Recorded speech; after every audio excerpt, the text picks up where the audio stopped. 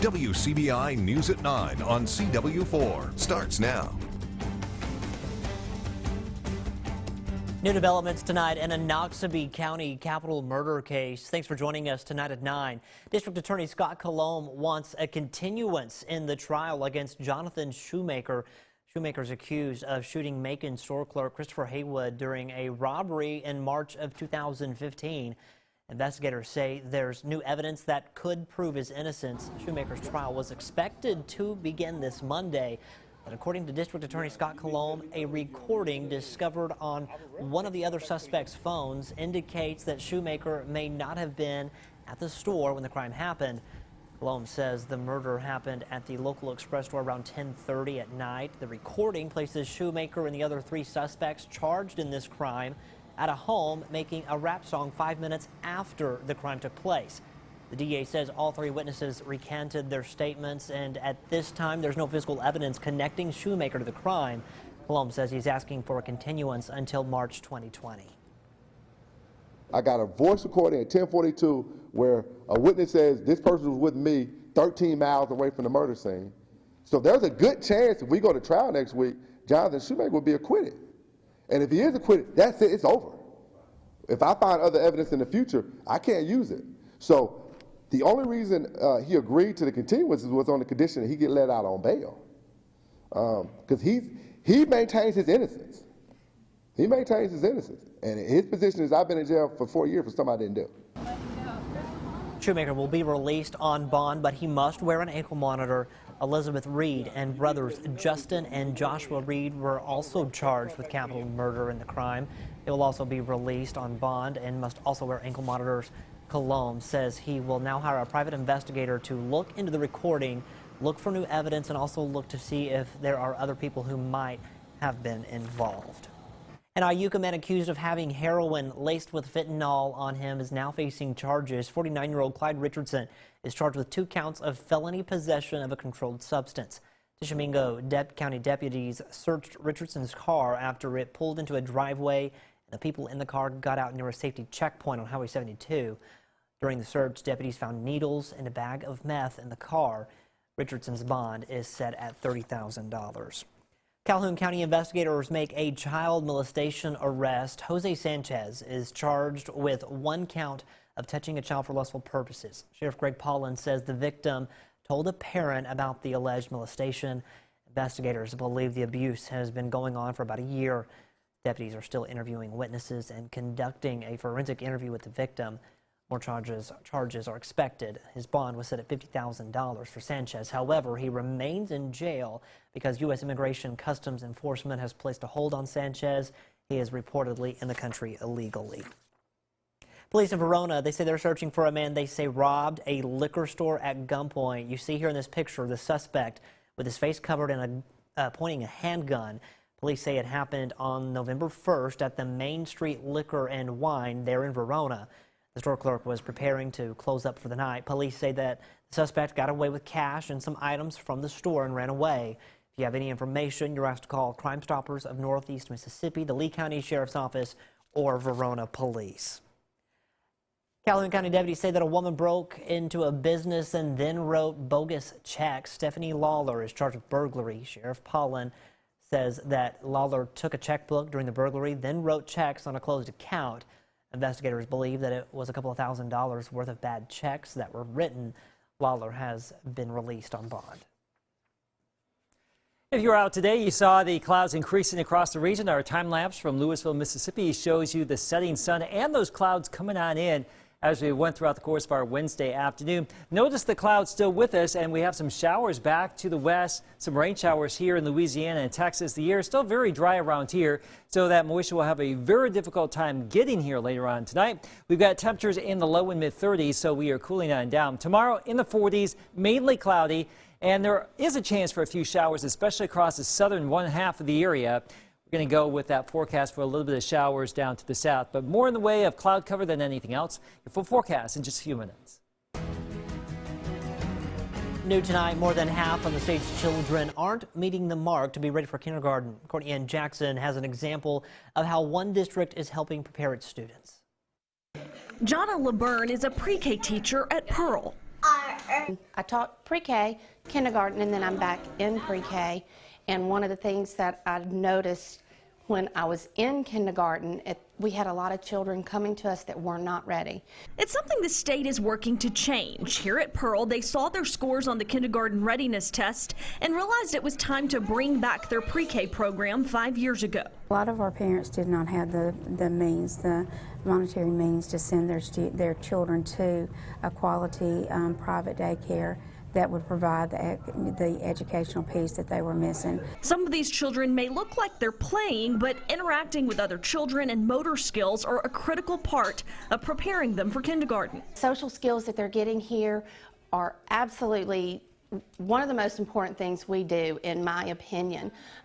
They need to learn how to communicate and use language to do so. Identifying letters, numbers, shapes, and colors may seem small, but it's the building blocks they need, and it translates to less remediation in the following years. Know that third grade reading assessment is comprehension, but if you can't get to comprehension if they don't have the reading skills that they need. And they don't want to see students behind before they ever begin. You have to still get them prepared with the second and third grade standards, so it's like you're trying to close large gaps, and it's difficult if they don't have those foundational skills. Courtney Ann Jackson, WCBI News. Preschool isn't required in Mississippi, but the state has been taking steps in recent years to expand early childhood learning, and that means expanded access for families and children.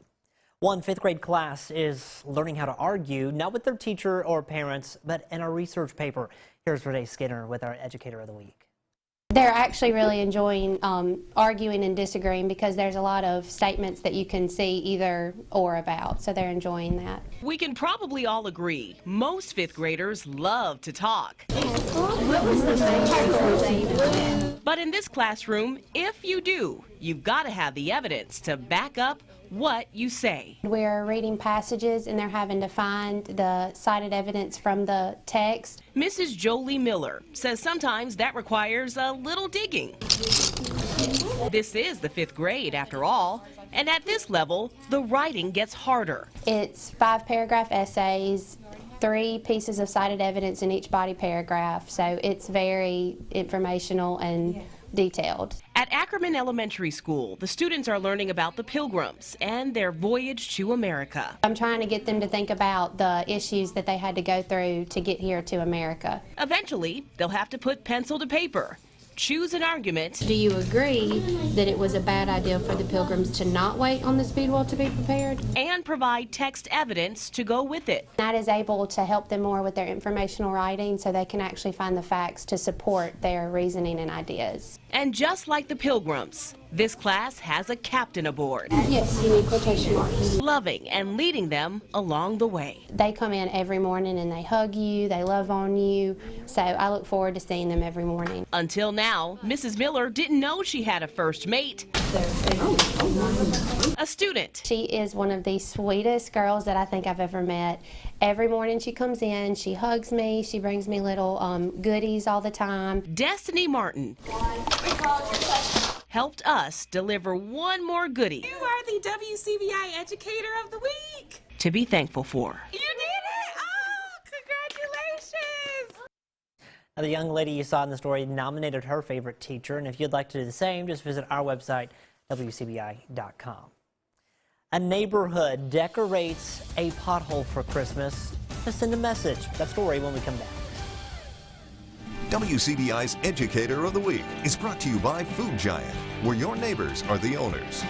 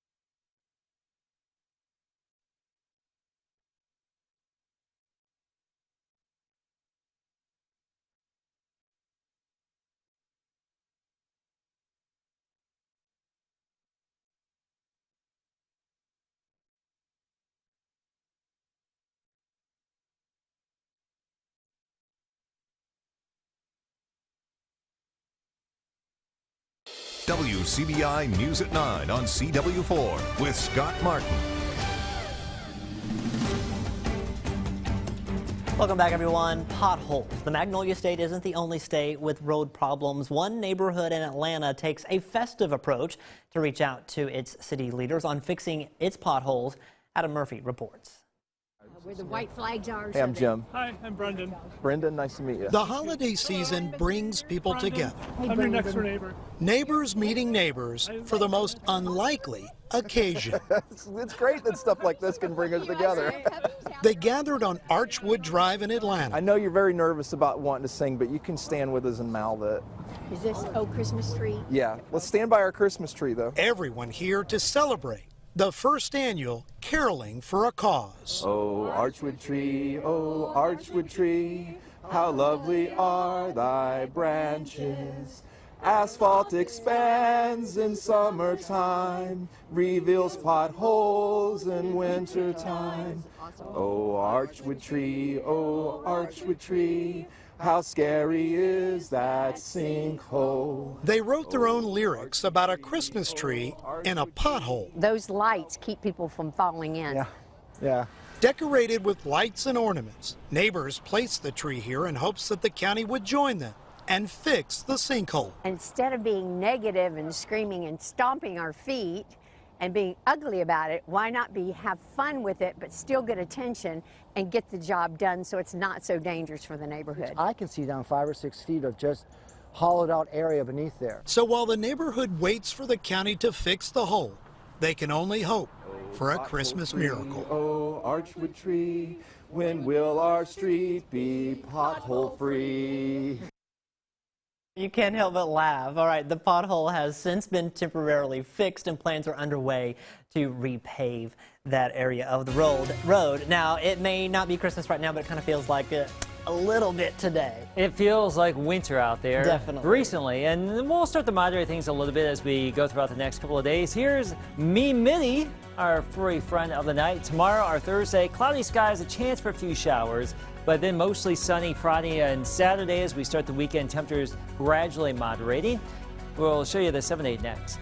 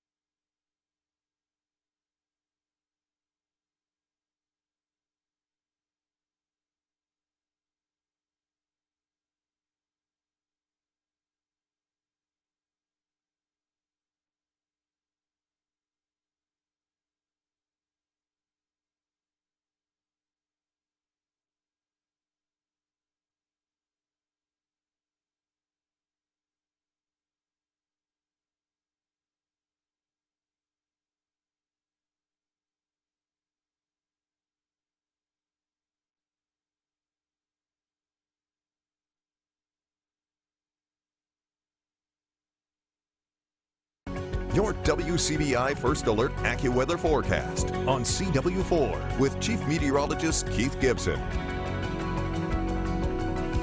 We've had a very chilly start to November. The average temperature in Tupelo and Starkville, when you take everything and add it together and then take the average, about 9 degrees below average in Tupelo and Starkville. So yes, it's been cold, and we will stay below average really for about 5 or 6 out of the next 7 days. By next Wednesday, close to average, but notice how it's just going to be a slow go through the weekend into next week. Tomorrow, your Thursday, more clouds than anything else. Let's just call it cloudy. We start out on a chilly note in the low to mid 30s, by noon 40s, and then in the afternoon, widespread 40s too, with just a slight chance for a shower, especially across the southern tier of the area.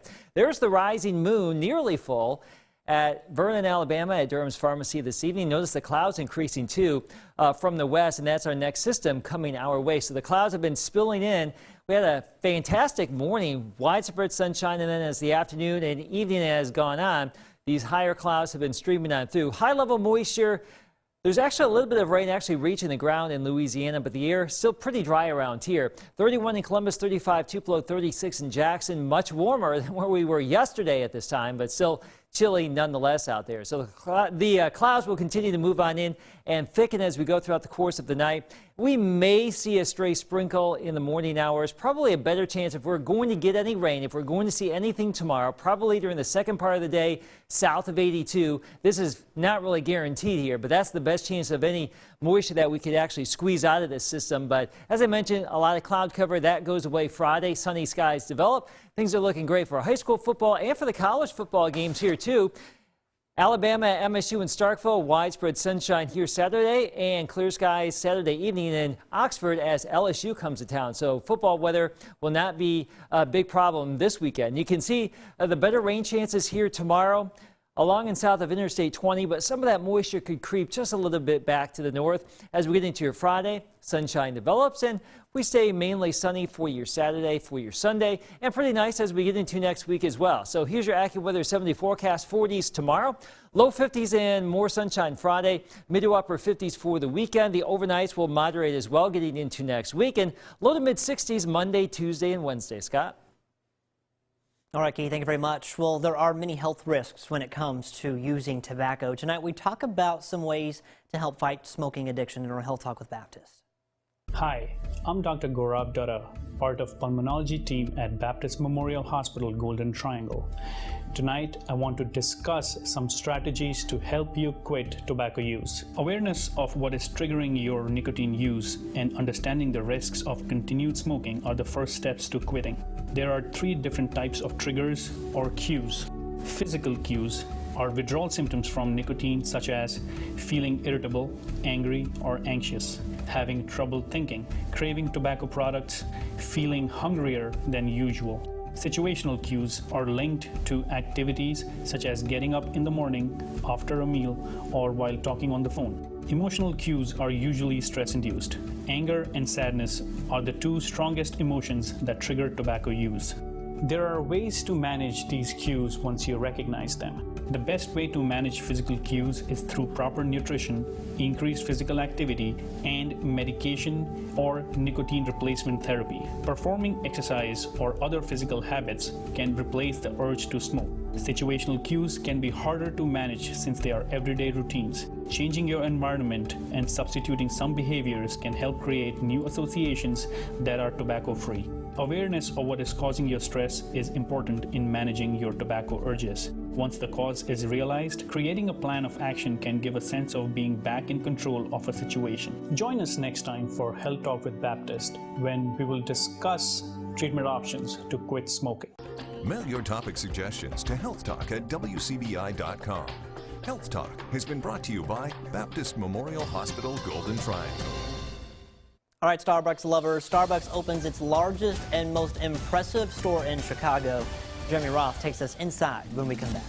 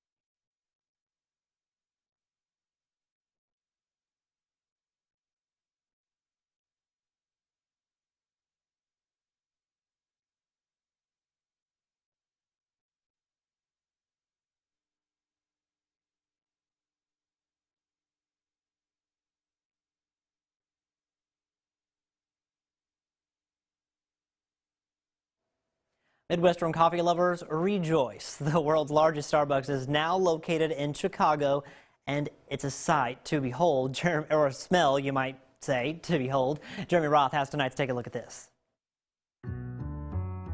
Chicago is now home to the world's largest Starbucks. The 43,000 square foot Reserve Roastery is set to open on the city's iconic Magnificent Mile and will cater to caffeine-crazed customers with a cornucopia of concocted craft cappuccinos and coffee creations. The 4-story roastery will feature a bean-to-cup process on display, everything from the roasting of the beans to a full bar serving